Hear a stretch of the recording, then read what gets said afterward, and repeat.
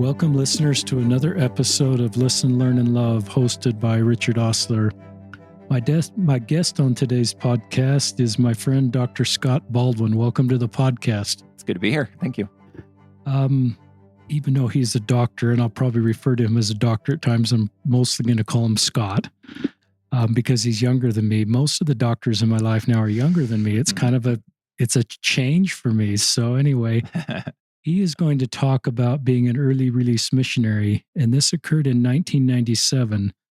And I'm just so glad that he's willing to share his story for a couple of reasons. One is if you're an early release missionary, wondering how your life is going to work out and if you'll ever get married and have a family and have a career, I think Scott will give you hope that all those things are possible for you.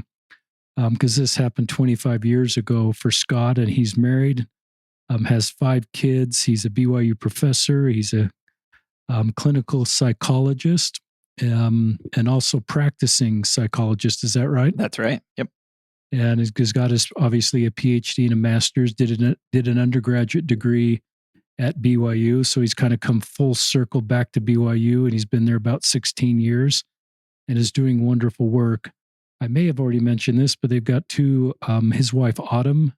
They have twin sons, identical twin sons that are serving missions right now in Ghana, Africa, and South Africa. So 2 sons on that continent helping people come unto Christ through a restored church.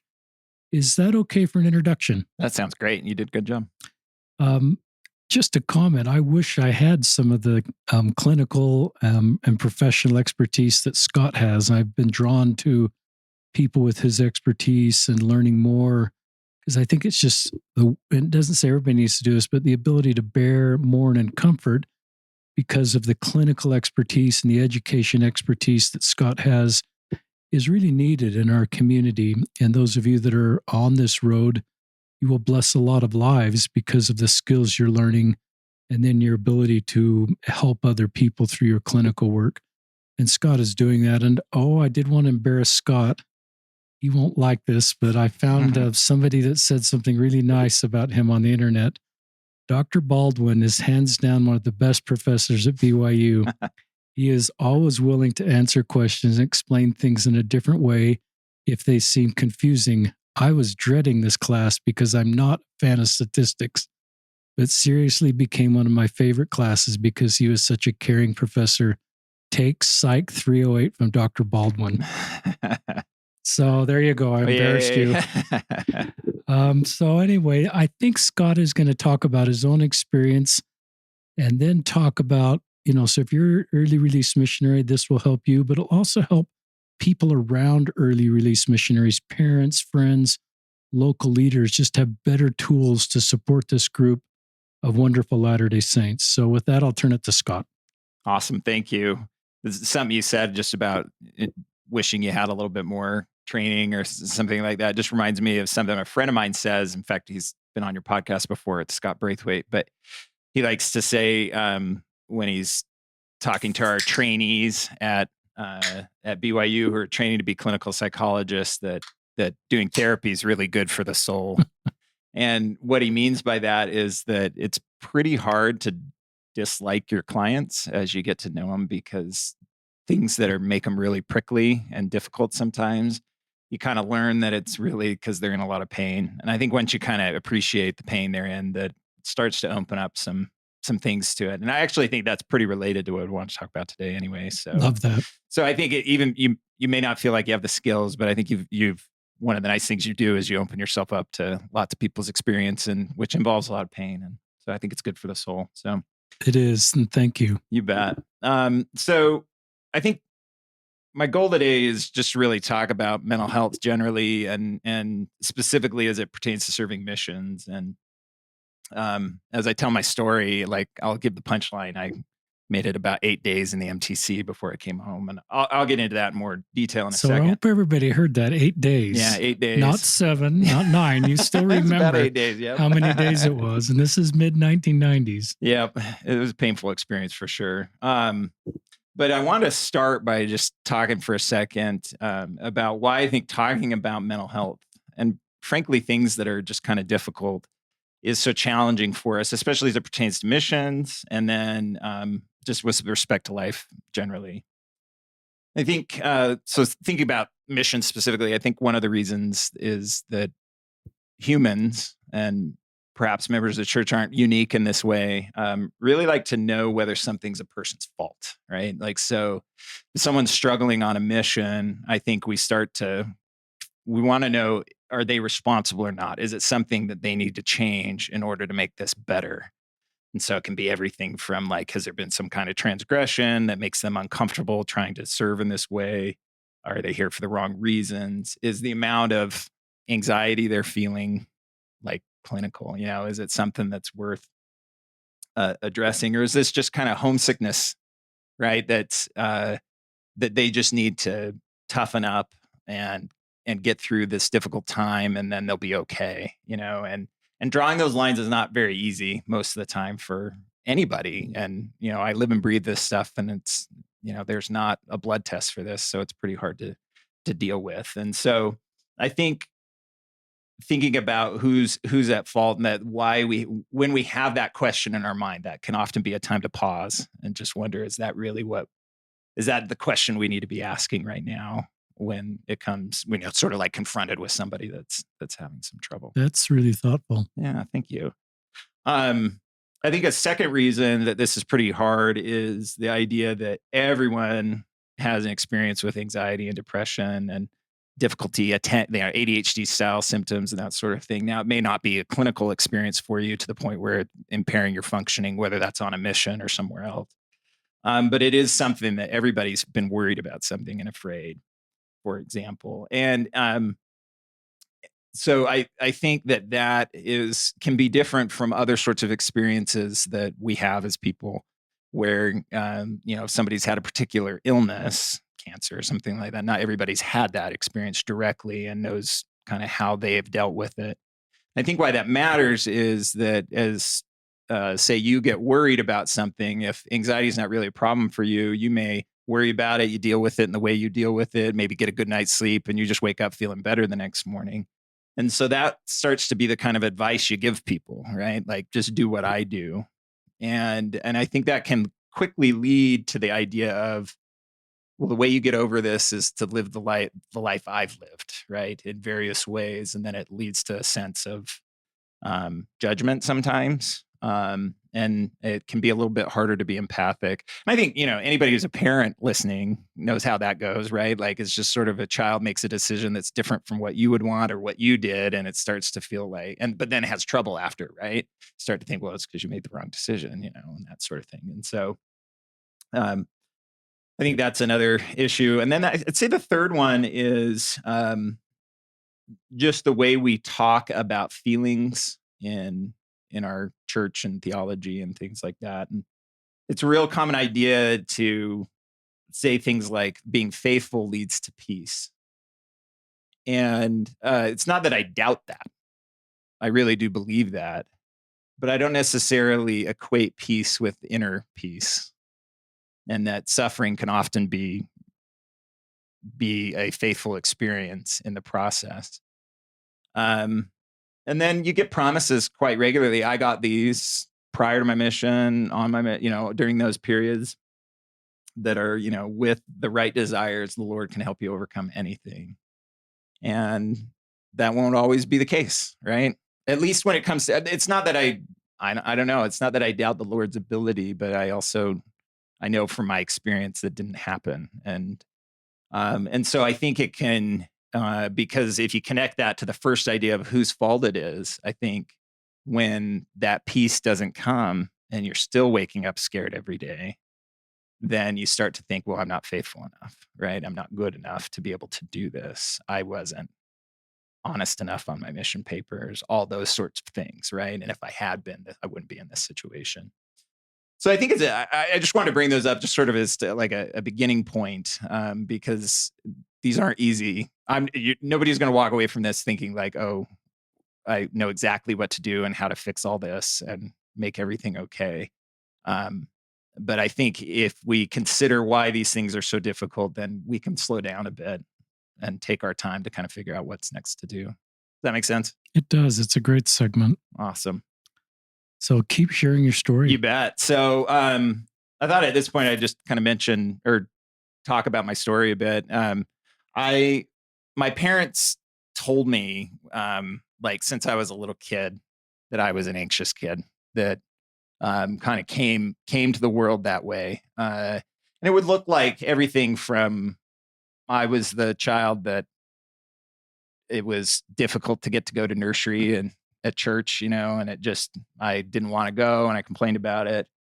I'd kind of grown out of that kind of thing initially by the time I went to school. Like I don't remember having too much trouble like going to elementary school or if I got a new teacher or something like that. I did okay with that. But where it got really hard was with anytime I was away from home. So I struggled with things like sleepovers at friends' house.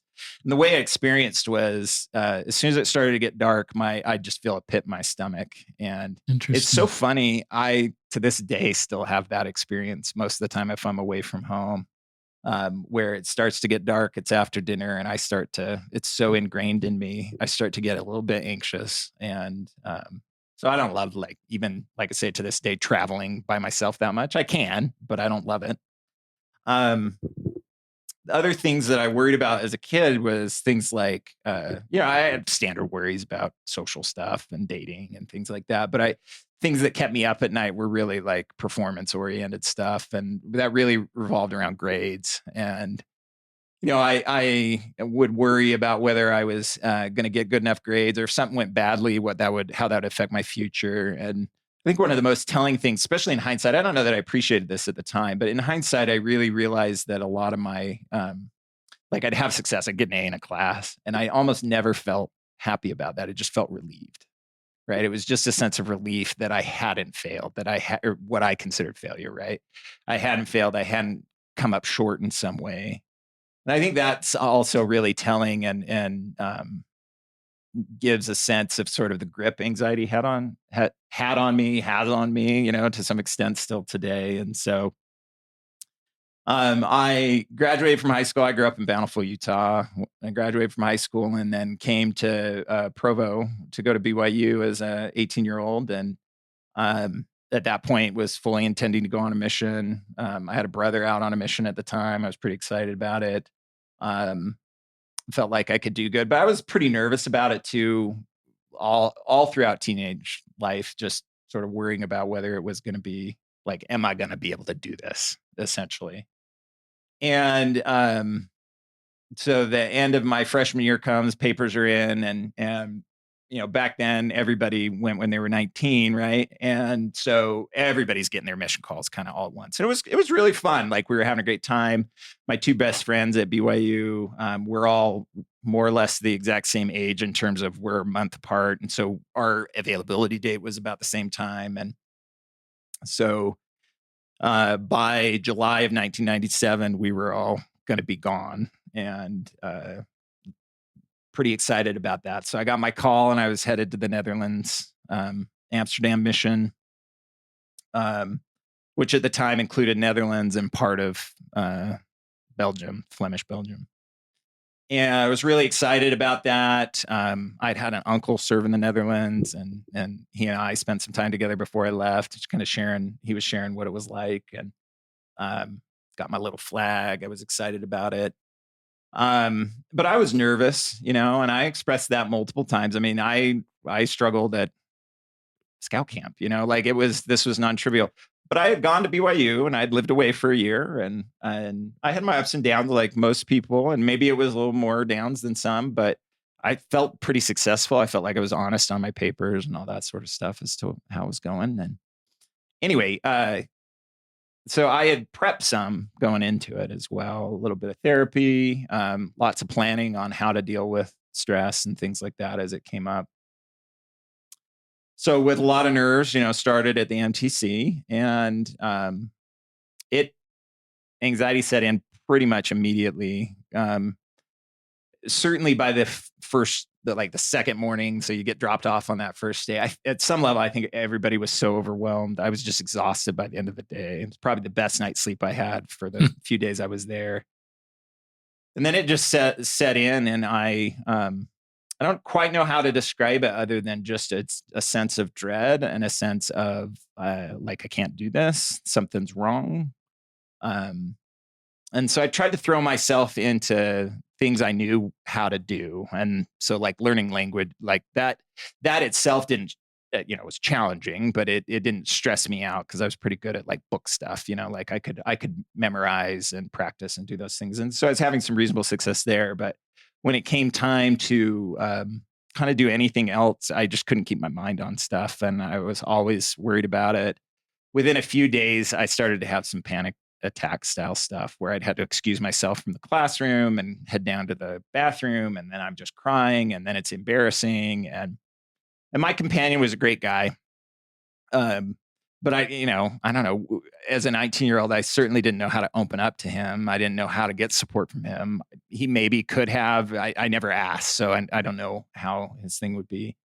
So after about 3 or 4 days, uh, I just decided we'd had a few interviews with the branch president, and I think we had just one more, like just it was just sort of the orientation stuff and another chance. So I was just like, I'm going to tell him, this was one of my things on my list of like things to plan to do that I'm having a real hard time. And this is when I started to really feel like having talked to him was when I first started to really feel like I don't know if I'm right for this. And so I told him I'm having a hard time concentrating. I'm not sleeping. I'd already lost some weight because I couldn't eat. I had no appetite. And his first question was just to ask whether there was a transgression. I said no. And I don't know that I was particularly offended at the time. Like, I don't know. I was just kind of taking that kind of thing in stride. I think I became more bothered by that later on. But at the time, I was just sort of like, no, I'm good. I'm worthy. I'm here. I don't have anything to say. And then the second question he said is that, or the second statement he said is, then I think it's just homesickness and you just need to loosen the apron strings and toughen up some. Wow. And so I walked out of there just feeling completely like that didn't help. And I kind of actually feel worse now because, humans compare to one another and you watch the other people around you, and I'm not saying none of them were struggling or none of them were themselves homesick or anxious or anything like that, but they seemed to be laughing and I found it hard to laugh. They were eating no problem. I found it hard to eat. And so I just was kind of feeling like, I guess I'm just not tough enough for this. So after a few more, so that probably would have been on like the Friday or Saturday of that first week. And then by Sunday afternoon, I've had probably what I would consider kind of the worst bout of like panicky feelings during a big, I don't know what it was because it's been so long. I just remember being in one of the big halls in MTC, feeling like this world was spinning. And so I just told my companion, I got to go. I'm going to go find the MTC president. So I went to the president's office and he happened to be available, or like I think I had to wait a few minutes, but he was around and could talk to me. So we talked for a bit and kind of talked through what some of those things were going to be, like what we might do. And his suggestion was, why don't you go home for a period of time? So I'm not going to recommend you get released. Why don't you go home for a period of time, get some medication, some therapy, like, whatever. That's what we ended up doing, whatever you might do. And then we can reevaluate in 3 weeks or 4 weeks and we'll see if we can make it work. So I went home and my parents agreed that would be fine. And we talked to my uncle who had served in the Netherlands so he could tutor me in Dutch during that time. And so I memorized and did my thing. I got on medication, did some therapy. And after 3 weeks, I wanted to give it another shot. And they were even going to put me back, or they did put me back in with the district because I had been studying Dutch at home and I don't know, they give me a little like oral test. You pioneered home MTC. There you go. Yeah, that's exactly right. I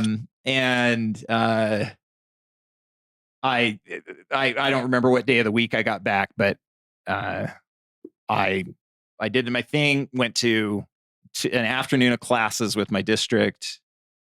And then, like I said, it was sort of like that nighttime, dinner time. That's when the anxiety really started to set in. And I just felt that sense of dread.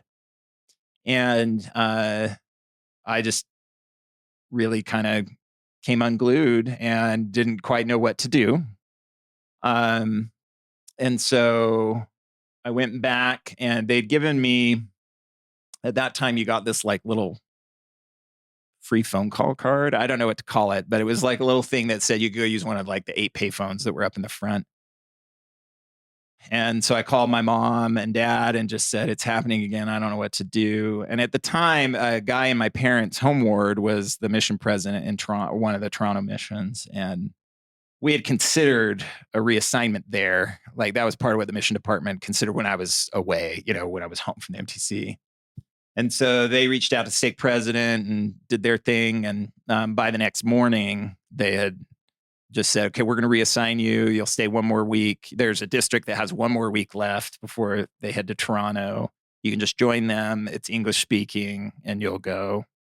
And that sounded fine. But by midday, it just was like, I can't do this anymore. And I decided at that point to call my parents and just say, I can't. Like, and you get the thoughts that I think a lot of missionaries that are really struggling for whatever their reasons are of, I wish I was sick.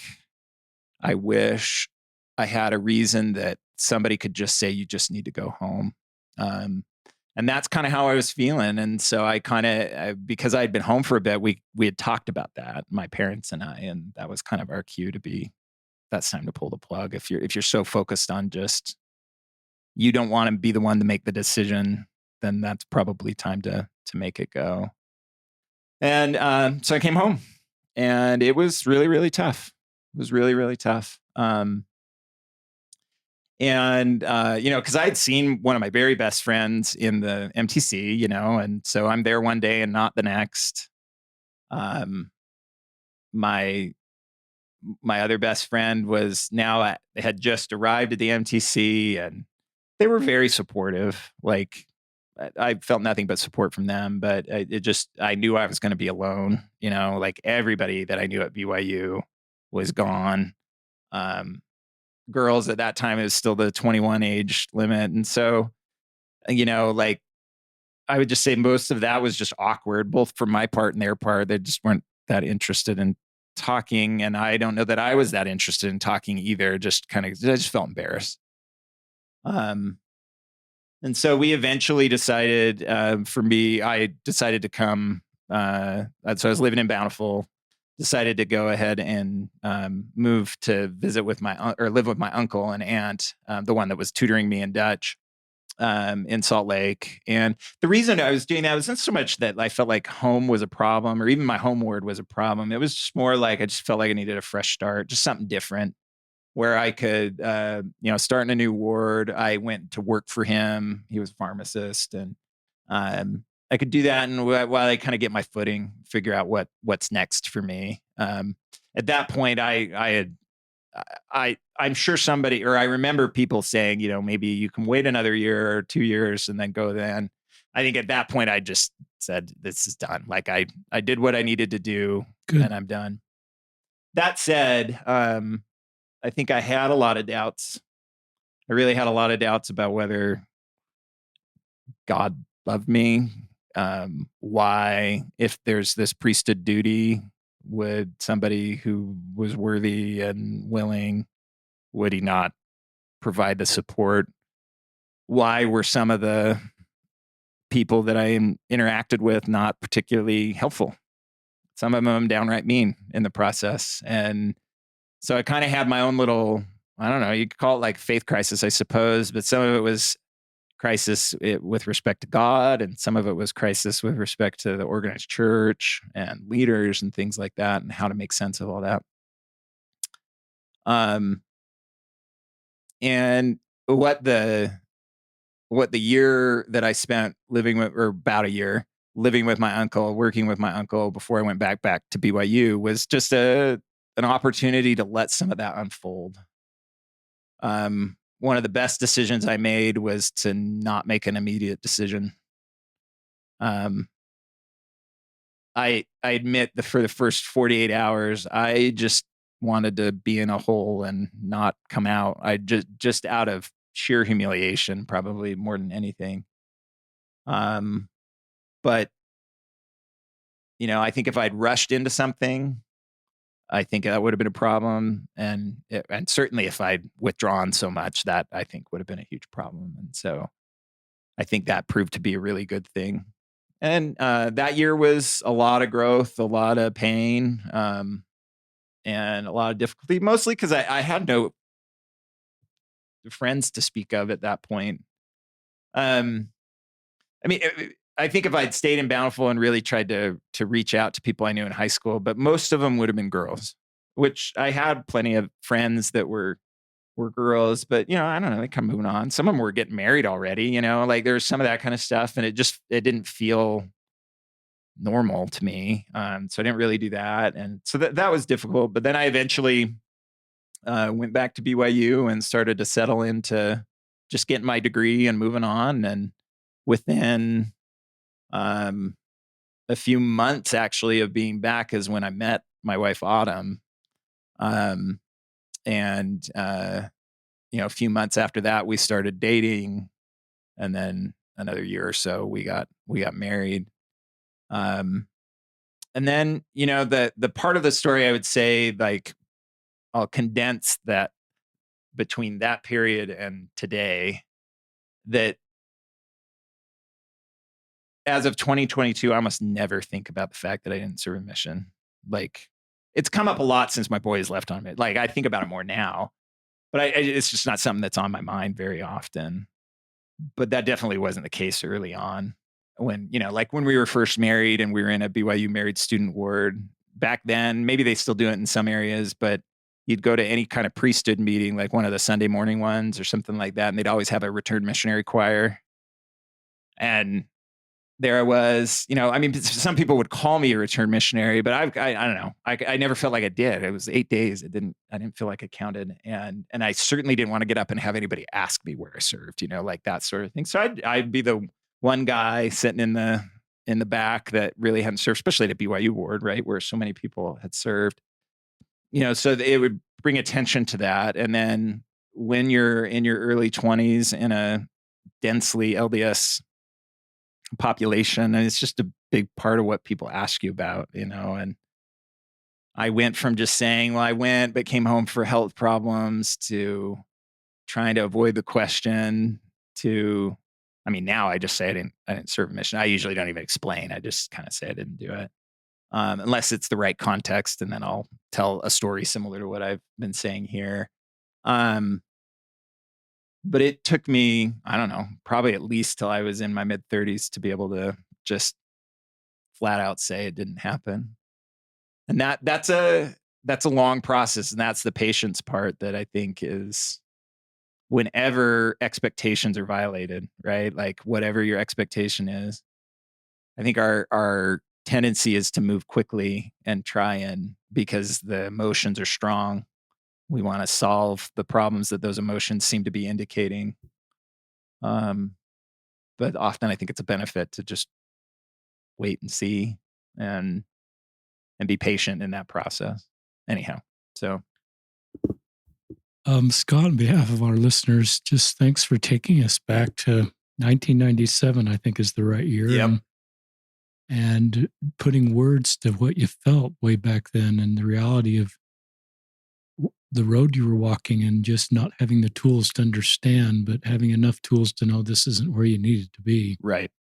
And listeners, I often will write down little phrases as guests, and maybe you do the same thing. But and some of these, I think, part of this podcast, and we know better, we do better. So I don't think Scott or I are trying to call anybody out, but it's just like, wow, if I'd heard it that way, I might not have said that. And loosen the apron strings. Yeah. It's a very shaming statement to somebody who's vulnerably opened up to somebody in trust. Yeah. And maybe for some, just a kind thought about homesickness is helpful without a shaming comment. That to me is just a pure shaming comment, even if you're just working through homesickness. And so I could certainly have made that comment, but that was kind of jarring for me. Yeah. When you're in a real vulnerable, and I think the first person you sort of opened up to in authority. I love what the MTC president is sort of, let's, have you go home for a period of time, see if we can work through this. I love people even considering assigning you to a different mission. But I love you just being self-aware enough saying this isn't working. Right. You said another really wonderful 2-word phrase, let unfold. Not sure I've heard that phrase, but the context I think was I'm not going to go fast here. I'm sort of in a new reality. In fact, you use my expectations are violated was the other phrase I wrote down. So I think that was really good advice to all of us is when we're in a new reality that we didn't anticipate that's jarring or very unplanned is to not rush things and just kind of let things unfold. And I thought that was a really thoughtful thing you did with this period of time with your uncle. Yeah. Yeah. I think it's one of the tricks of emotions. Emotions tend to make us feel like everything's urgent, especially the more pain we're in. And there's just a lot of value to, it's not that I'm expecting myself or anybody else to be like emotionless, like a Vulcan or something from Star Trek, but just to be cognizant of this is what I'm feeling, but what I'm feeling doesn't necessarily have to dictate everything that I do. Because if you're in a lot of pain, it feels like I got to escape, right? I got to absolutely, like, there certainly were times where I thought I absolutely have to leave the church. Like, I cannot do this. And, why didn't you leave? So I think it really boils down to it was people who love me, probably. Let me just, if you don't mind, I'll read something I wrote once. Love to have you read something. So when I was on the car ride home from the MTC, I was in the back of just like a sedan, and I just kind of laid down in the back, and it was at night. And my parents lived right next to the church. So, and they had notified the bishop, his name's Bishop Williams, that I was, I mean, he was in the loop on the whole thing all along, but then they notify him they're going to get me and he's going to come home. And sweet guy, he knew when I get back. And so he was hanging out in his office, just kind of watching out the window to see when the car would pull up. And so it's easiest for me just to read what I wrote. So my parents' home was right next to our ward building. My parents had let Bishop Williams know that I was coming home and it was going to be good, going to be for good this time. Bishop Williams waited at the church building, and when he saw that we were pulling in, he came to our house. I didn't want to see him. I was teary, embarrassed, and angry, and had just decided I wouldn't be returning to church anytime soon. Yet there he was. Bishop Williams didn't say much to me. He poked his head in the back door and said, "Scott, you didn't do anything wrong, and I love you." And then the Savior reached me at that point through Bishop Williams, even though I hadn't been able to feel the Savior's care for me. I couldn't feel the Spirit when anxious, but I could feel the physical embrace of another. That made the difference.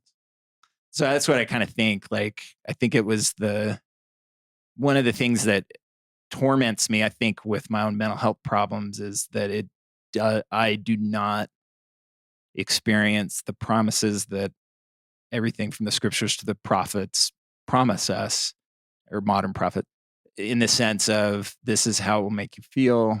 This is the things that you tune into.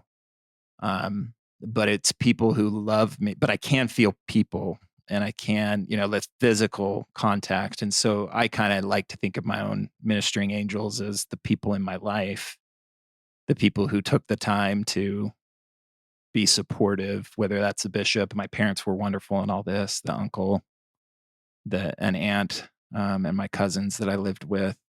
And then my wife, I mean, that's been hugely, I remember we were walking, we'd just sort of gotten to know each other and we were walking off a campus. And you've got to have this conversation with Autumn. Yeah. Yep.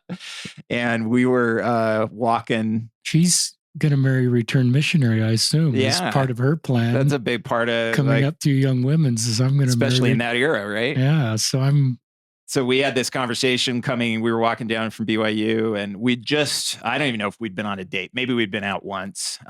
But we were kind of like establishing how old we were, and I think I said at that time, I was born in 1978. You could see, people are doing the math, and it means I'm 19 or 20, excuse me, at the time. And so I just said, "Are you gonna ask?" Because, I knew where this was going, and she said, "Why didn't you serve a mission?" And I think I don't remember. Autumn's sitting here, so maybe she remembers, but I don't remember if I said why I didn't serve a mission. Do you remember?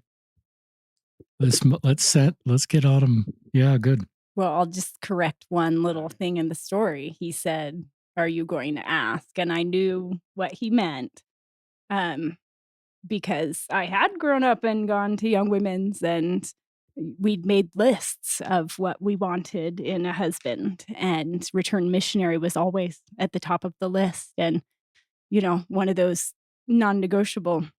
And so when he said, "Are you gonna ask?" I said, "No.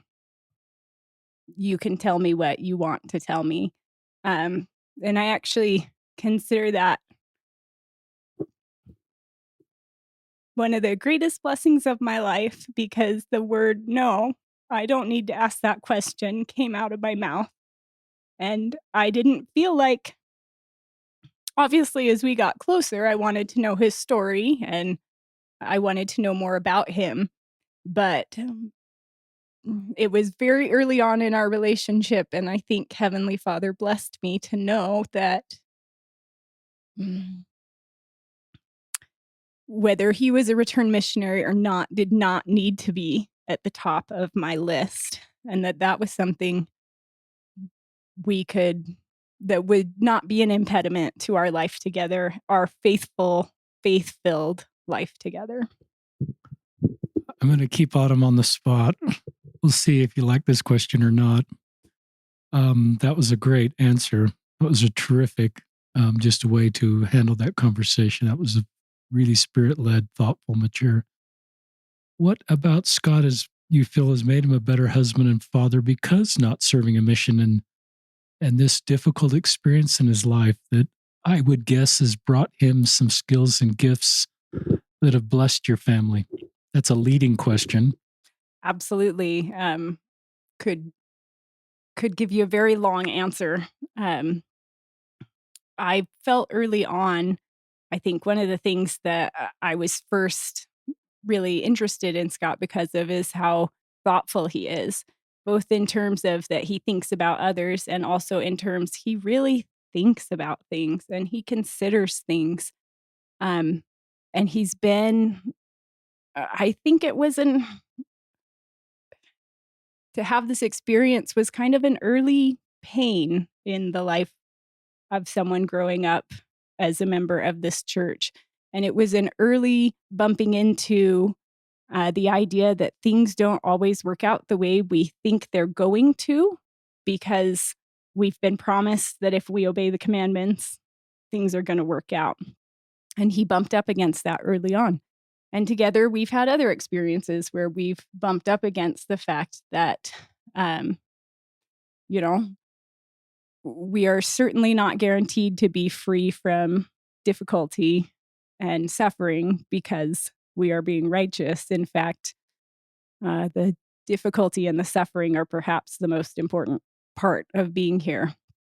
Anyway, but I think having that experience as a 19-year-old just opened him up to um, being willing to hear other people and hear their stories, both as he's a therapist by profession, but also just in everyone we interact with. He's willing to hear people's experiences and believe their experiences, even when the experiences don't fit the ideas that we have of how life should work. Um, he's open to the ambiguity of that. And um, I think that's often one of the best things we can offer someone who is in the midst of suffering is to hear them, to believe them, to not try to convince them that it would be okay if they just dot, dot, dot, whatever it is we think would solve the problem. That was a great answer, Autumn. And I love that you recognize. I mean, I had a checklist at BYU, and I wanted to marry a return missionary. And then I just had enough experience to think the checklist is a bad idea, because I thought it guaranteed me a pathway to the person that had the Christ-like attributes I was looking for. And the checklist isn't always linear to that. And I love your maturity to recognize, to get sort of past the checklist and get to Scott, and that this was a positive thing that would help you navigate future things in your marriage, that Scott had added skills and insights because of his own journey that was a good thing for your marriage and for your family. And you had enough maturity to see that. And that's a great story for listeners. I mean, this is a beautiful love story. But it's a great message. And I love what you said earlier too, Scott, about I've learned I don't feel the Spirit the way everybody else does.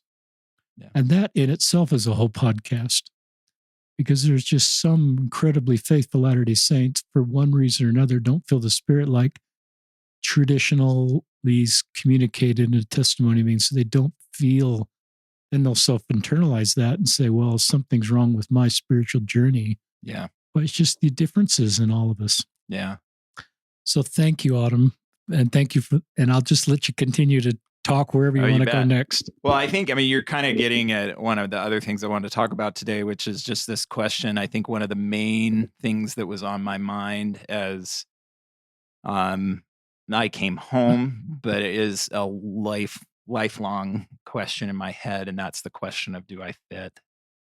And I think it's a probably a universal question for most people in any group at different times. But it's also a really common experience to question, do I fit and belong? How do I fit within this church, and those sorts of things? And Autumn shared with me, she had a professor at BYU. He's still there. His name's Lance Larson. He's an English professor and a poet. He was the Utah State Poet Laureate for a while as well, and just a really interesting guy. And he has a poem called "A Missionary Considers His Converts." And at the beginning of the poem, he tells about he must be serving in, I think it's in South America somewhere. Doesn't say. It doesn't really matter, I suppose. And he talks about the people he's teaching and what it's like, and the experiences they have. And then I just kind of want to finish read the last bit of the poem, because it really, gosh, it spoke to me at the time and continues to really kind of articulate my experience so well. So this is the poem, or the end. We help them believe in God, not images. Then we ask for their statues, their false books. Today, after just 3 visits, we walk away heavy as pack horses, unloading everything in our backyard along the fence: saints and angels, wooden Madonnas, a crucifix worn brown by kisses. Looking at the clutter, Elder Hansen started to laugh. 3 months out, but already happy in this work. Teachable, never imagining a world without God. Why not burn it, he said. And I nodded, imagining statues smelting in smoke, the whole superstitious mess dumped into a shallow grave beneath our window. But tonight, awake suddenly, my belief, a borrowed shirt too long in the sleeves. I felt like saving them. Above me, cold stars. While here along the fence, washed in moonlight, smile gods I can hold in my hand. And the line that especially sticks out to me is the notion of a borrowed shirt too long in the sleeves, that his faith at that moment, a sense that it's a shirt, he knows what it is, but it feels like it's somebody else's and it doesn't quite fit right. I think that's kind of how I felt. Even today, it's a Sunday afternoon, and we had kind of like a worldwide training, or at least an area training on missionary work. And even just sort of listening to the conversations we were having at church, it still kind of feels that way at some level, especially when it comes to missionary work, I think, because it's so personal to me in that way. But, and I just suspect a lot of people who don't fit cultural scripts within our culture often feel like church works great when the shirt feels like it fits. But when it's something that feels a little bit awkward for your own experience, whether that's someone like me that is pretty anxious and struggles to maybe feel the Spirit the way others do, or if it's a single person, a divorced person, a queer person, those sorts of things, right? Like to the extent that kind of feels like a borrowed shirt and his sleeves.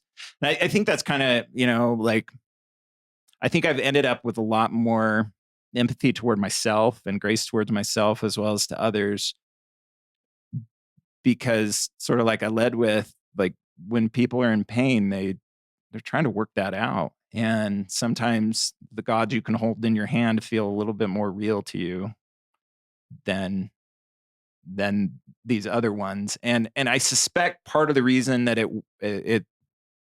the other sort of more traditional way of thinking about faith in our church, perhaps some of the reasons it works for those other people is because their shirt fits really well. They match it just like you're quote unquote supposed to. And I wonder if there's ways in which we can be better about that, both as the person who's maybe feeling like their shirt isn't fitting quite right, as well as those just wanting them to get it tailored, and just become exactly like they are, kind of thing in the process. So, I love that. I'll be thinking about that I just love the visual imagery of the shirt yeah, yeah, and the desire we have sometimes to tailor other people's shirts to fit in. And yeah, my older self would say these different types of shirts are needed to create Zion. Zion isn't sameness. Zion is what you're describing and creating a feeling of belonging for each of us where we are. right, And that's a good thing. It doesn't yeah, take progression off the table. Puts community and Zion sort of on the table. I love that. yeah. Um, so I thought the other things I wanted to talk about was just sort of,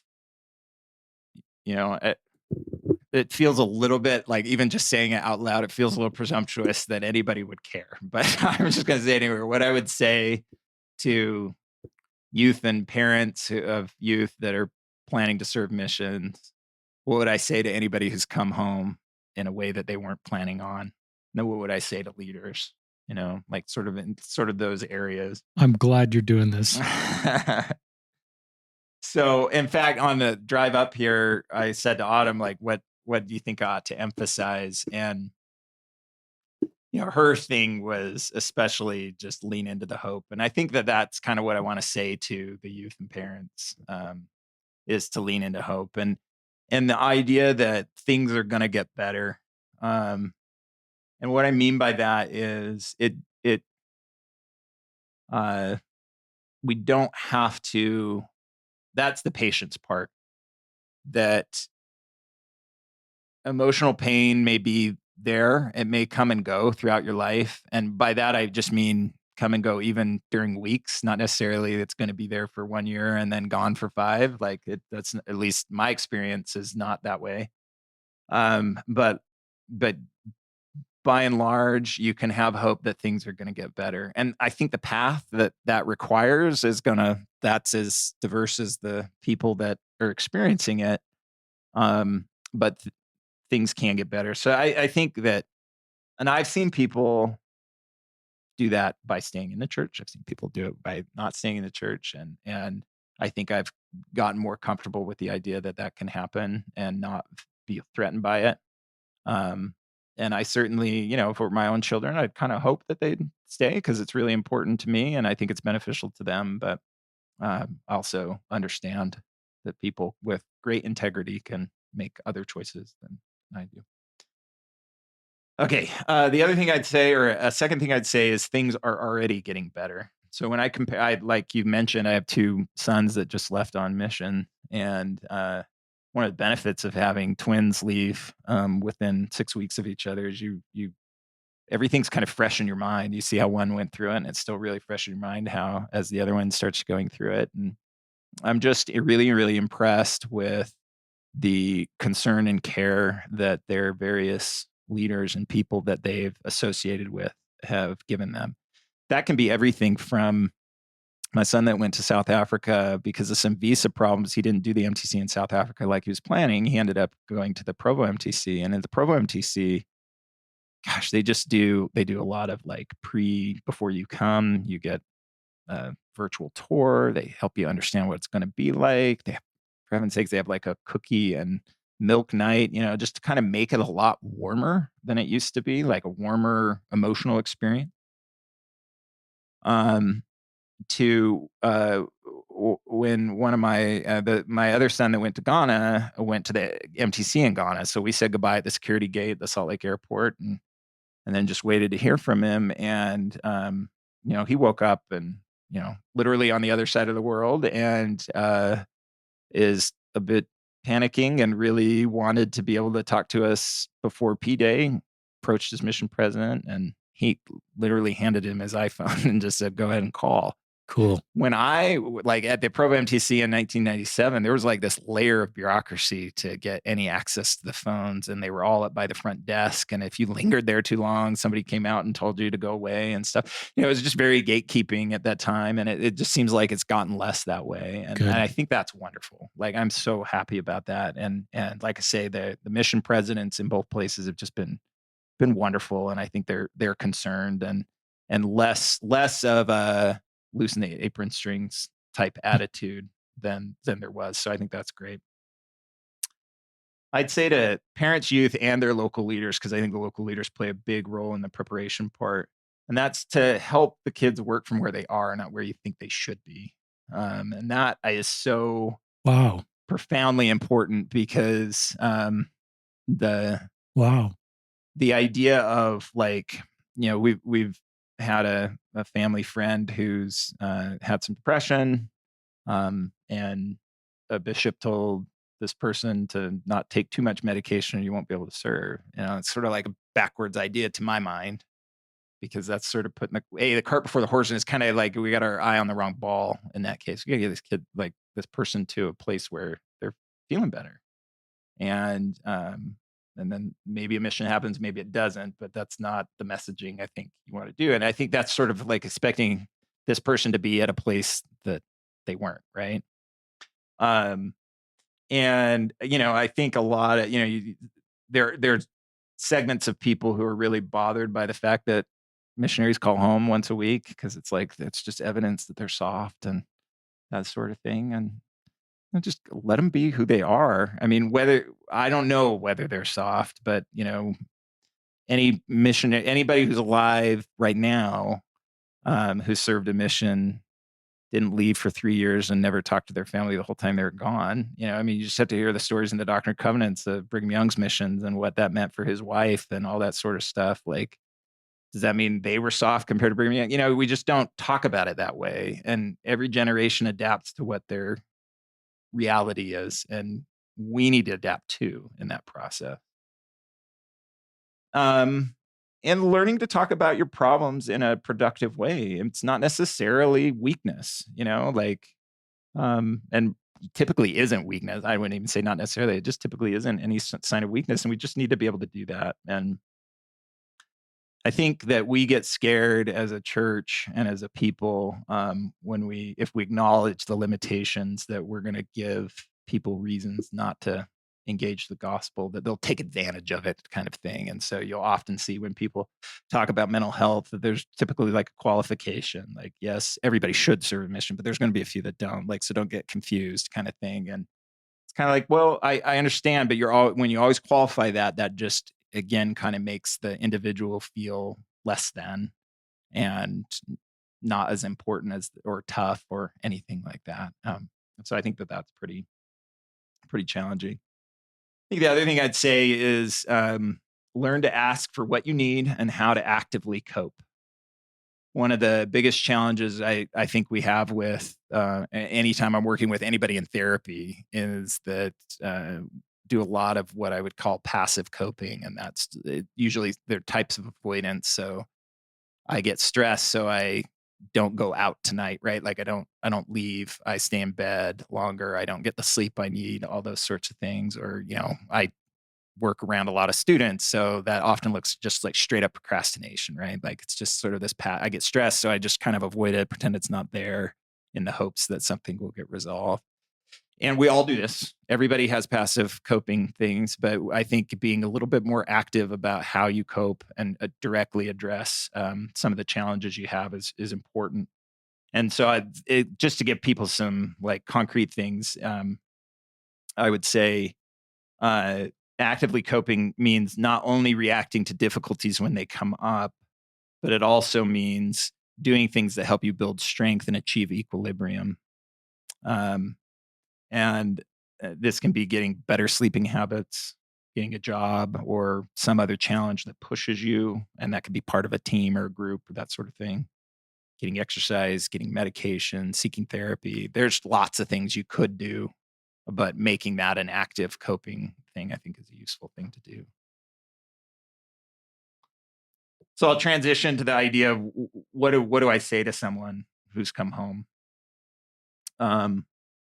That coming home doesn't have to be the end of your relationship with the church formally, and definitely not with your relationship with your heavenly parents and Jesus. I think that I felt that way. Like one of the biggest questions I had when I came home was just simply why did God and Jesus let me down? Do they not love me like they do other people? And it took me a while to figure out that that's not the case, and to see the love in other ways than reduction of my anxiety. But have hope, be patient. If you're the parent or a loved one of those folks, have hope, be patient. It doesn't have to get fixed tomorrow, kind of thing. Get moving. So we recently heard a story of somebody who'd come home, and I think depression was the main story, but I don't totally remember. It was mental health reasons in any case. And this elder just didn't want anybody to know. Definitely didn't want to talk to anybody. Just kind of hid out. And it's like the opposite of what you should do for mental health. Withdrawing and avoidance are just going to kill you. And it just feeds on itself when that happens. So get moving. And again, you can be patient, but don't hide. I think getting a job, enrolling in school, getting involved in a ward, it could look like anything. I mean, it really could, but just get moving. Don't withdraw. Um, and I think for me, like my own story, moving to be with my aunt and uncle was a key part of that because I worked for him.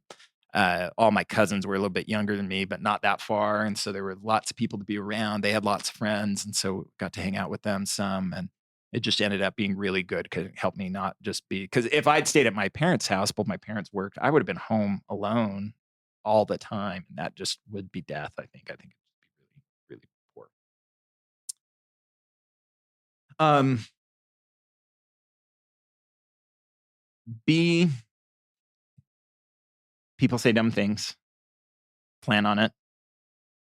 I really believe and not to make excuse for people who say dumb things at like an award, um, whatever the situation is.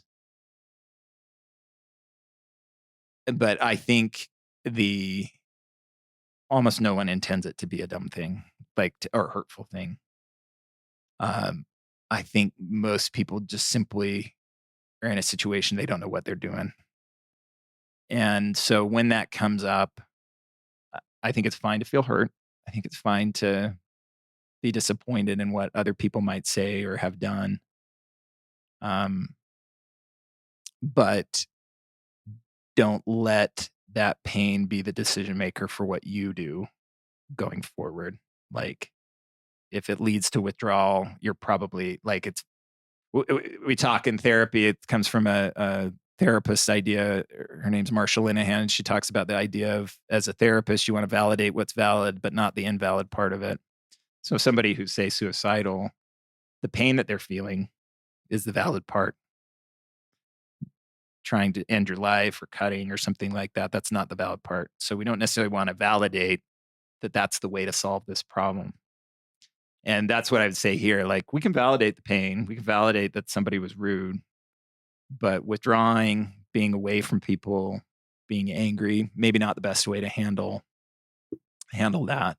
And that's what I'd say, because I think that when I got myself in trouble, that's when it would get bad. Or if I think about, like, I'm mostly, as I thought about how to tell the story today, there's some zingers in there, I could say, of some things that some people did that were really, but for me, it's like, it's been 25 years and I know that it actually harms me more when I Interesting. focus on it.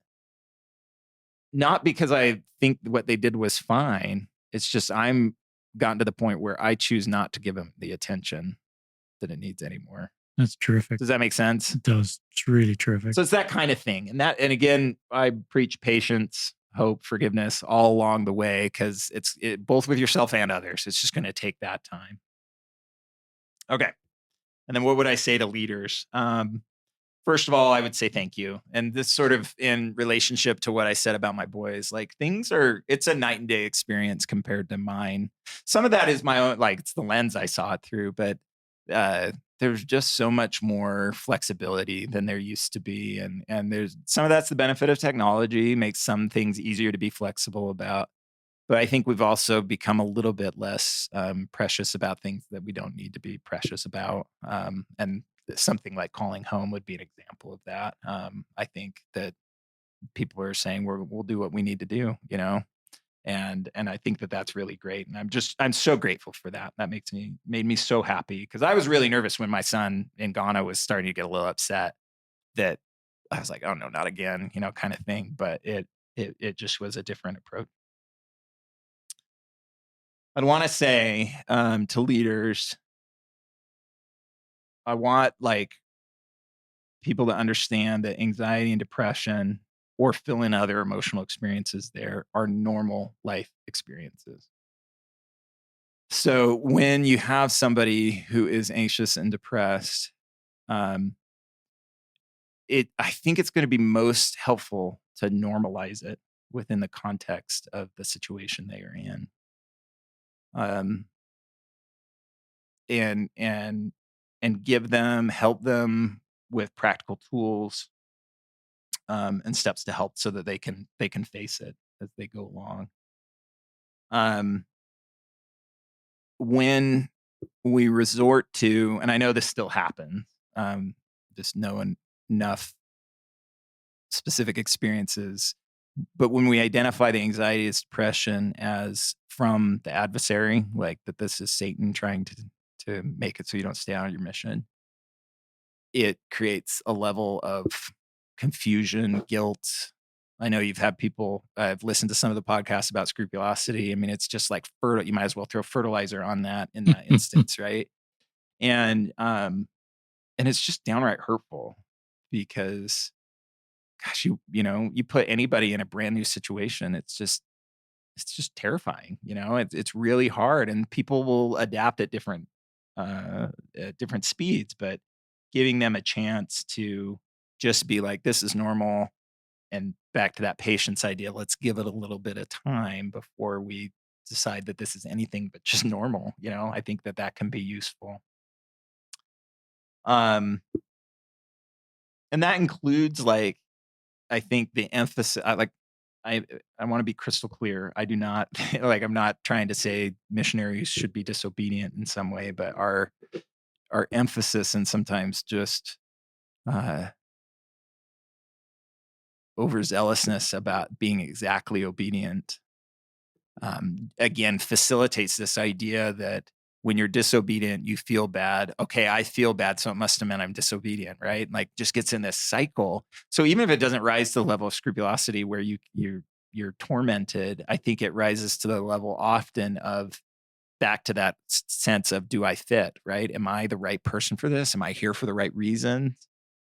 Um, it's common, I think, for people to, uh, when I hear mission presidents talk, either active or former mission presidents talk about certain missionaries as being a burden, those sorts of things, people start to worry about that. That was a message I received on occasion and things like that. And so it's if you start to think, okay, I'm feeling bad, I must be a burden, or I might be a burden for this person, then it Wow. starts to really, you know what I mean? Like it really Yeah. becomes just a tussle within yourself, and certainly it's not the best context to improve your mental health in the process.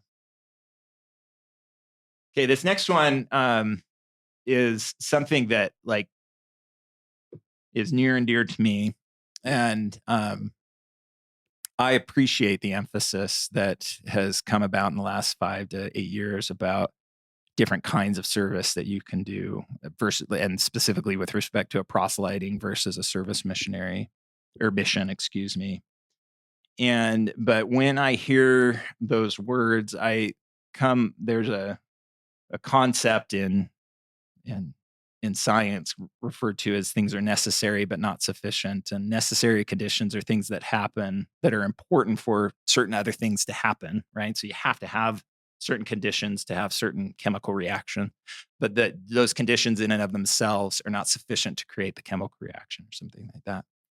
And that's what I mean here is that I think making the statement that a service missionary is equal to, in God's eyes, as a proselyting missionary is a necessary thing for us to communicate, but it is not sufficient as a way of helping people who do not serve proselyting mission. So even before I go on, I want to be crystal clear on this too. I am so impressed with and admire anybody who serves any kind of mission. I don't know what I would have done if there were service missions at the time. Like, I don't know. I might have just said, no, I'm not doing that. I'm just going back to school. Maybe I would, maybe I wouldn't have. But I admire people who do. And I think it's really wonderful. And I think most people do. Like, I don't think it's a huge judgment thing most of the time. But the words themselves, that they are equal, do not dictate one's experience of not serving a proselyting mission. And the reason I think that's the case is because there's broader structures or institutionalized policies that make that difficult. And so an example of what I mean is we don't typically do like missionary firesides in stakes, and maybe never do, that talk about, people come and they talk about serving in Ghana, like my son, and they bring a table with things they collected on their missions, and they tell the stories and they talk about the language they learned. We don't typically have firesides about the people who did service at the DI and True. those sorts of things, right? There isn't a choice, at least most times, as I understand it, between serving a proselyting and a service missionary mission. A service mission is if you aren't able to serve a proselyting mission. So it's still set up as the main thing. And, so you'll be told, be honest, and then you might get assigned to the service mission.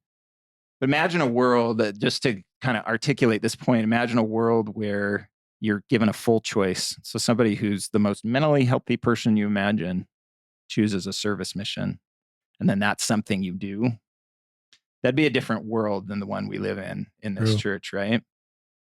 And I think if we just say they're the same, that's where people get mad, because it doesn't feel the same, right? The experience of going through the church, the experience of the lessons we had just today is proselyting mission. Like, that tends to sharing the gospel in that way, right? That's leading directly to conversions and things like that. And I'm not saying there isn't room for service missionaries to be equal, but I'm just saying, like, the way it's institutionalized makes them unequal no matter what we say. And other ways that it shows up is like, how many people in high church positions, general authorities, apostles, are sort of serve service missions. True. They're new things, so it's not going to be very many, or like maybe it couldn't even be any at this point. I don't know when it started, but that'd be kind of the question I'd have, like, going forward, is how does that work out, and do missionary focused lessons often talk about service missions as equal, and like by giving them equal airtime. And I actually think that the choice that when they changed the process for applying, and and you apply for your mission, and then you get assigned to either a service mission or a proselyting mission, they talk about, still have them speak and do those sorts of things. I think that's to get at this very issue, right? It's to try and make that, that these are equal, if you will. And I just think we have a long way to go. Agreed. And the broader point here is that I think it's useful to think about, it's you always, I think, when we talk about mental health, we often, unfortunately, talk a lot like psychologists instead of sociologists. And psychologists tend to localize the problem within the person. So it's the way they think, or it's their family history and those sorts of things that creates the problem. And so, you take something like scrupulosity. I've seen some people talk about it as just simply a misunderstanding of doctrine, of the way things are taught. And that, what I would say, is that localizes the problem directly within the person.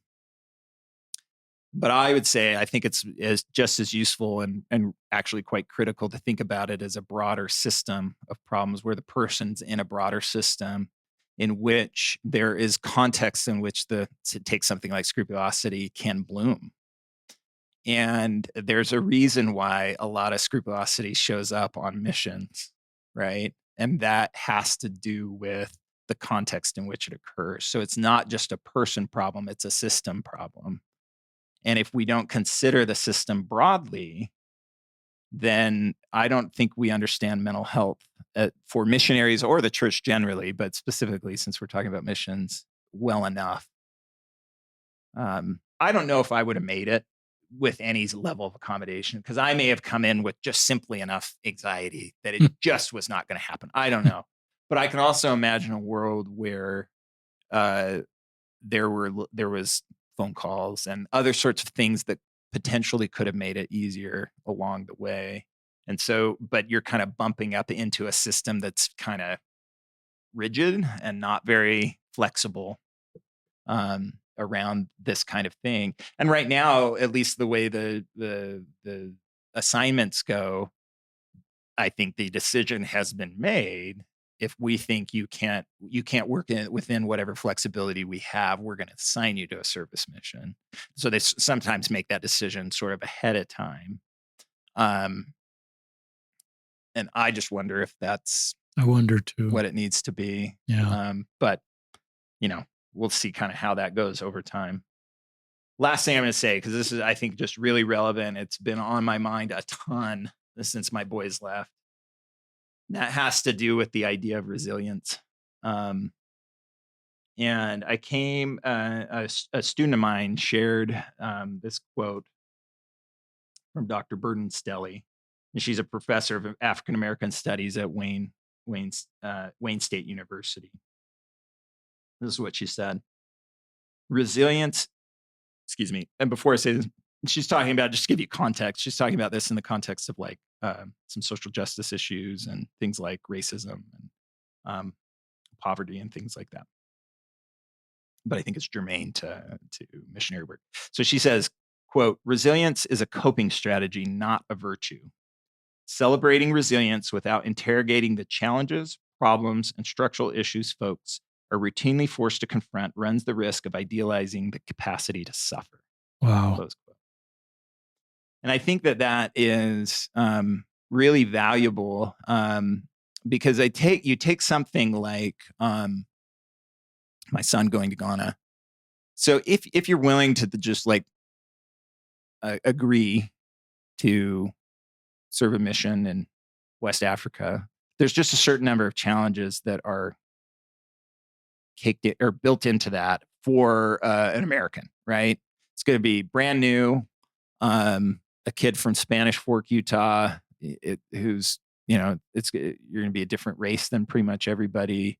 The level of poverty is going to be different. The food, language, being apart from your family, the comforts you're used to, all those sorts of things are just built into it. And there's almost nothing that can be done about that if you're going to go to Ghana. But are there other things that we expect missionaries to cope with that we don't need to make them cope with? To give you an example, when my other son, so Carter's the one in Ghana, when my other son, Thomas, started at the Provo MTC, Keelan Mills, who's the head of MTCs in the church, did a devotional or an orientation. And he said to the missionaries, when you get to the mission field, your first job is not to teach. Your first job is to figure out where you're going to sleep, where you're going to eat, and where you're going to exercise. Those are like your three main things.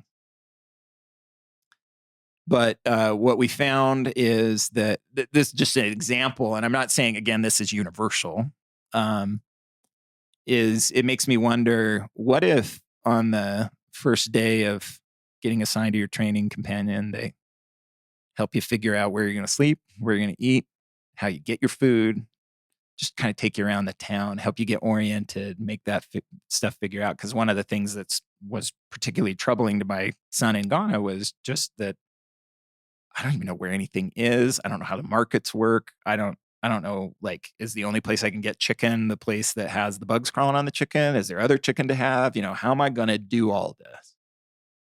To my mind, it's hard enough to adjust to Ghana without a lot of structure around. Why not give it a lot of structure to help sort of make it so here's the way you get your footing in each area. Have that be the companion who's been there's job to help you do that and spend 24 hours doing that. At the MTC in Provo, they did a wonderful job orienting them to it. What if we did that at every MTC so you know exactly what you're walking into, what it's going to be like? Those are simple things that I think we often demand resilience of, and that's probably because 90% of the kids do just fine. It may be stressful, but they do just fine. But are we losing some, right, in that process that would be wonderful servants? That's the kind of thing that I think is worth it. And one that was directly from my own experience was, so I was in there in Provo in mid-July. It was hot like it's been. I walked over to that Sunday. I told you about the Sunday that I had. It just was like the worst day. And one of the things that kind of got it started was heading to the branch meeting, and it was hot, and so I took my coat off. No one had told me you weren't supposed to take your coat off till your branch president told you. And apparently that rule still exists, but until your branch president. And so I'm sitting there. Honestly, this kind of thing would never have occurred to me. And one of the members of the branch president, he got in my face and was just like, Wow. That's inappropriate. You're always supposed to wait for your priesthood leader. Okay, that's a trivial thing. Like, it really is. Like, in the sense that, like, I'm not trying to say that that's what sent me home. But why do I have to even deal with that? Like, it's kind of like a militaristic rule around. That's kind of what I mean. So what are the things that we can get flexibility? And I think calling home is an example of one where they were just sort of like doing it twice a year. Many people do just fine with that. But now that we can, why don't we just allow them to call each week? That's better for the people at home. It's going to be good for the kids out there. All those sorts of things. That's something that I don't think was something that was required for the work to happen wherever they are. So that's kind of what I mean, is interrogating the things that don't need to be there so that we're not just throwing things against the wall and seeing what sticks. Cause I sometimes kind of feels like what it is. It's just the best missionaries are the ones that can deal with the most stuff. And I think that's just the ones that survive, right? Like they're the ones that get through it, not necessarily the best ones. So anyway, so those are some of my thoughts. Listeners, if you're like me, I'm learning things in this podcast in real time. And maybe some of the things I'm learning are different than the things that you're learning. Just some housekeeping things. I'm going to put in the Twitter link, as you provided, of this resilience quote. So I'll put that in the show notes if anybody wants to read that word for word. That really is fascinating. Resilience is a coping strategy, not a virtue.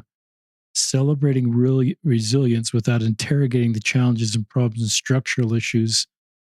And then you go on there. So to me, it's sort of like, I don't know if it's the same analogy as a platitude, where you just be more resilient, and it pushes all the responsibility away from me. Think, what can I do and improve the situation for somebody? Exactly. And so we teach about resilience, and it's a word I still like. Yeah, for sure. But I think, what's my responsibility to improve the experience for somebody versus just inviting to be someone more resilient? Because I have no responsibility there. If I'm just inviting somebody to be more resilient or more faithful or more spiritual, I have less anxiety. The other thing, I wrote down this a couple times: work from where they are versus where you think they should be. That's a powerful principle. And then you went on to talk about medication as an example of that.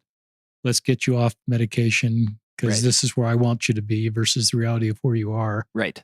And that's a principle, as I'm thinking, as a parent, as a local leader.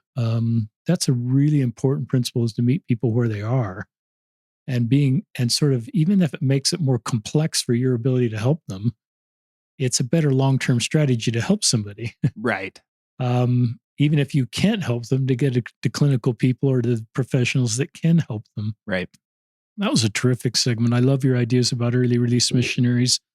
And one of the things I'll link in the show notes is, listeners, and I don't want to feel like I'm a book salesman, but we do have a chapter on chapter 8 in this book, Improving Latter-day Saint Culture, around variations in missionary service, and also chapter 7, Overcoming Scrupulosity.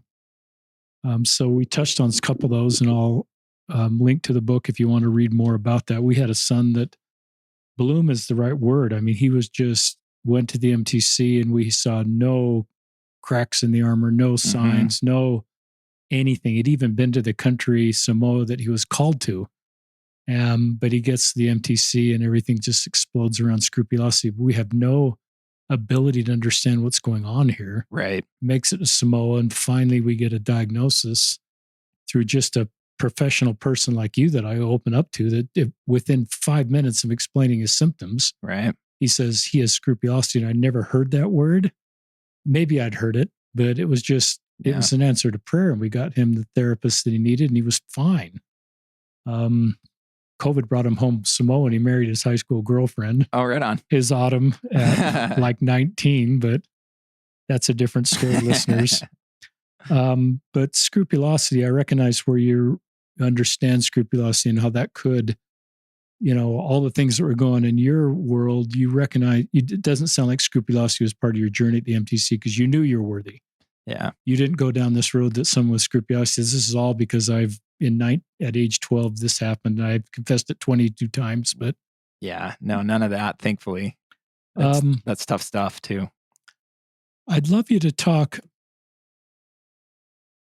when you came home from the MTC, you told our listeners you were lying down in the back seat. I don't know if that was out of being tired or shame, Both. not wanting to see anybody. And then the thing, a thought is, Bishop Williams, you still remember his name. Yep. He didn't go, sometimes going to the doctrine is helpful. He didn't go to the doctrine. He just went to love. Mm-hmm. And you felt the Savior's love through him. Yep. Even when it was hard to feel it yourself. And it was such a simple experience. It wasn't a long experience, but it seems like it was one of the most important experiences for you. But I'd love you to go back in the back seat. You're 25 years later and talk. You've done this already. But if you could sit with your 25-year-old younger self in the back seat driving home to Bountiful, what would you tell that young man? I think that that version of me, like, honestly couldn't hear anything. I think the intensity of that's a shame was so strong. I think what I would do, frankly, is not that different from what my parents did. And that was hold my hand and do everything they could within their power to make sure that I knew I was loved, that to be flexible with me. And what I mean by that is I can, I don't know. I've never asked my mom, but I don't know if she was like, yes, I think it's good for you to go live with your uncle, or if she's kind of like, I kind of want you close because you're in pain. I know that's kind of probably how I would feel as a parent, as like a little bit like, wanting to rein them in, but being flexible enough to see like that was maybe something I needed to try, and willingness to let me do that. And so, and then Bishop was great. Our stake president was great. I remember a conversation he had with me when he released me the next day. So I came home. It was pretty late at night. And so we met with him, I think, middle of the day the next day. And he had in his office, he had a picture of the Savior on one side and Joseph Smith on the other. And I just said, I'm so frustrated because I don't feel like I understood. And he just pointed to the two of them and just said, I think these are two of the people who would understand that more than anybody, what it means to not be understood, and that was all he said. I mean, he didn't give me a long doctrinal explanation, and then gave me a hug and released me, and I just left feeling like, I guess, like Autumn said, I don't know that I would have articulated it this way at the time, but certainly in hindsight, I left feeling heard. That it was not something that people shamed me about or were embarrassed that I was there at all, right? And I think that's where we become our worst enemies, whether it's ourselves, like hiding, like I said, or as a community or a family hiding, like the sense that we're the person that people don't want to see or something like that. And I really believe that very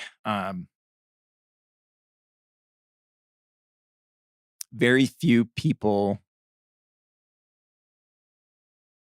had a problem with me. And I don't mean to say that it was all in my head.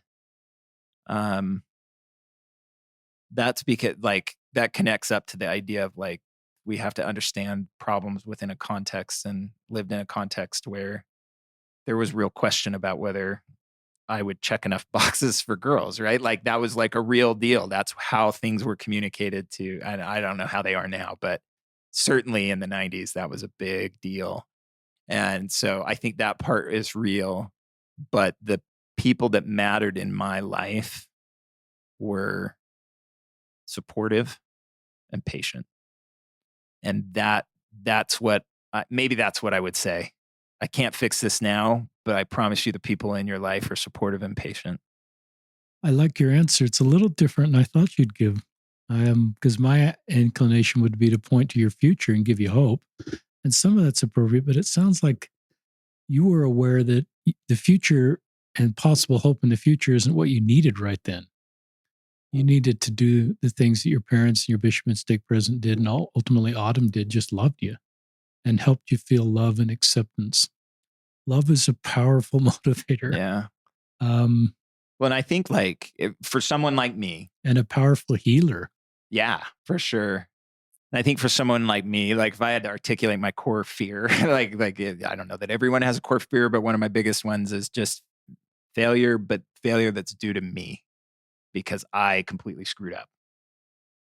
And I think more than any other time in my life, that's what I felt sitting in the back of that car, was that it was 100% due to me. And I think that's why I needed that support and love. That even if that were true, I don't think I don't believe it is, but even if it were true, there were people that still cared enough to not be scared off by me. And I think a lot of people in pain just need to know that, right? Like, that's a key thing.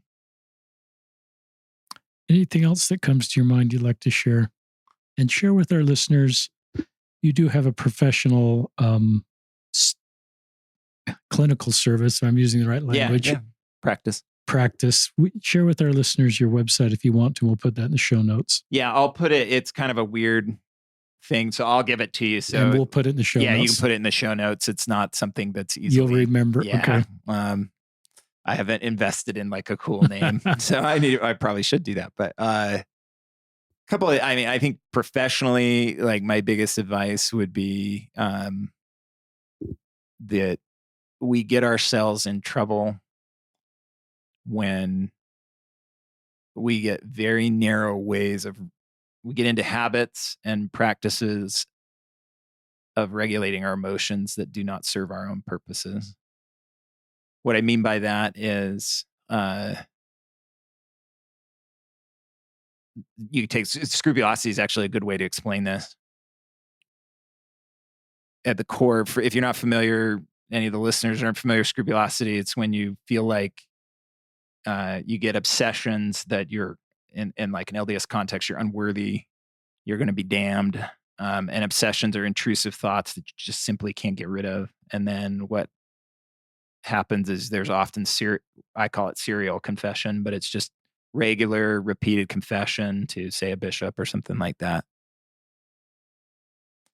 What I would say is at the heart of that is a pain, right? It's that pain. And to regulate that pain is the confession, right? So you confess and that gives you a brief hit, makes you feel better for a little while. It's like washing your hands. Yeah, exactly. Worrying is the same way in my life. Seeking reassurance from other people is the same way in my life. You could imagine people who drink, people who get angry all the time as a way of regulating their emotion. I mean, there's so many ways that it manifests. And we really get ourselves in trouble when it's the one way that we do things. And because then our life becomes narrowly defined as trying to regulate our emotions. Like that's kind of a day in and day out. That's kind of all we do. And so this was not purposeful, like this happened this way, but I think part of the reason I was successful is because I ended up getting moving. I worked for my uncle. I went and got my degree and got moving on with my life and living according to my values, even though all that while, I mean, 44 years old, I'm still anxious all the time. So it's still something that really is difficult to me, but I can still live a life with a lot of vitality by living consistent with my values. And so that's like a big picture thing is like, if you feel stuck, you probably are, right? Like you probably are stuck in a routine. And I think one of the benefits of something like therapy, but it can happen in other contexts. It doesn't necessarily, is trying to unstuck yourself, right? Get a little bit more unstuck so that you can live a broader, more fuller existence beyond just dealing with your pain all the time kind of thing. I think with missions and those sorts of things, I think I have as much to say right now to people in a position that they can support than I do to the people suffering. And I think that's just because I think this is like my experience is an instance of that shirt not fitting quite right. And I think one of the challenges we have as a community, just fundamentally, is what do we do when they don't fit right? And I just kind of keep coming back to that of when you're offering help, are you just trying to make it fit? Or are you giving them the scaffolding and the tools they need to work with whatever they've got? Um, I think I said early on, like we often like when we talk about mental health, we caveat a bit, like, but everybody should serve a mission and those sorts of things. And I get it, I understand the importance of duty and I understand those sorts of things. I would just love it if we changed the conversation a bit to say, yes, this is your duty, and here are all the ways we're going to support you in fulfilling that duty. Love that. And so that's what I think that's how I would really like people to adjust or to learn from this, I guess is maybe the better. Well, listeners, we're kind of at the end of the podcast. This has been a wonderful Sunday podcast. It'll be released, I don't know what day of the week, but we're recording on Sunday, and it's just been great to have Scott and Autumn in our home. And I think our joint hope is that the things that you've learned here or felt here, impressions, you'll act on them. I think this is just all better of supporting people, creating Zion. There's so many wonderful principles you taught. You have this gift, Scott, if you have a life story that you've shared where your shirt didn't fit. And that's a good thing. And Autumn saw that in a good way. And it's blessed your life and your family's life and your ability to connect with people. You have this education, you have this clinical experience in this ministry. And I think that's the way we all have these unique ways of blessing the lives of others because of our own unique stories. And that's part of being the wounded hero. So I love just your story. I love what you would say to yourself in your car ride home, just to help you. And I sometimes think of this Apollo 13 quote. I've read this a couple times in the podcast. This could be the worst disaster NASA ever experienced. Or for you, this could be the worst thing that's ever happened to you, that car ride home. Sure. For you, your family, your future family, the woman you thought you'd marry. But Gene Kratz said, with all due respect, sir, I think this is going to be our finest hour. So it was a painful period of time, but the things you shared with our our listeners, to me, is one of your finest moments in your family, including your parents, your bishop, your stake president, Autumn coming into your life.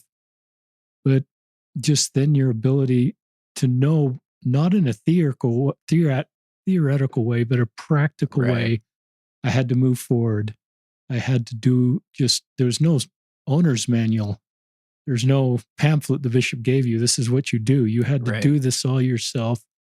But since you had to do that all yourself, it just helps so many people. And the principles you share apply to people walking different roads that are just complicated. Right. So we'll sign off, even though I could probably keep these guys talking. Can I say one more thing? Scott has a thought, and I'll let Scott give the closing thought. But Autumn, I'm so glad you were here and just shared some thoughts too. In fact, Autumn's going to grab. So we'll let Autumn and Scott share final thoughts. I do have one closing thought. I don't know if it's the same thing Scott is thinking. I'll just share a few weeks ago as we were getting our second son ready to leave on his mission. Our first son had kind of a rough landing in Ghana, and he's been out for 2 months and is doing really well. But it was hard there. And so our son Thomas said to me, "Mom, what if Dad's whole mission experience happened to make him the perfect person to help Carter and me through our missions?" And I said, I'm not sure I believe it had to happen that way. I'm not sure I believe that, God made it happen that way. I think it was more a result of life and who Scott is. But I do 100% believe that Jesus Christ and our heavenly parents can consecrate any pain we feel for our good and for the good of those around us. Yeah, she said what I was going to say. I mean, more or less the idea of I'm not somebody that necessarily believes that God makes tragedy happen or violates our expectations, because there's just so many cogs in this wheel. I mean, I don't necessarily think of him as like a puppeteer making all this happen. But I think I've come to understand believe, at least at my good moments, believe in one of the benefits of the grace of the atonement, of the Savior's atonement for us, is the possibility to sanctify our efforts, even as incomplete, fallen people. And that, I don't even remember what part of the Old Testament now. I'm so terrible at this kind of stuff, but we were having a family scripture study, and there was something about compensatory blessings that was mentioned in Come Follow Me. And my 14-year-old just said, "Well, I'm a compensatory blessing." And Autumn said, "Well, what do you mean?" And he just said, "Well, if Dad hadn't come home, he probably would have met you, because she graduated." Anyway, the timing is it. God could have brought us together, but it would have been much harder than it would if I had been in the Netherlands. And he just said, "I'm here because Dad didn't serve his mission." And it's thoughtful kid. Yeah, he is a thoughtful kid. And it's just sort of like, it really did feel like there are those moments where I think that's part of the reason the healings come. Like, it feels like the Savior healing me in that process of when I get to give him a hug. Part of that came about because of this, and this whole story. And I don't know what it will look like for any of the other listeners, whatever their challenges are. But I do believe there's possibilities, and there's a lot of hope, and there's going to be a lot of pain too. But fortunately, I think the Savior's up to the task. So. Love that. Well, Scott Baldwin, Autumn Baldwin, any Baldwin family that are listening, this is just a beautiful story. And so we'll sign off from another episode of Listen, Learn, and Love.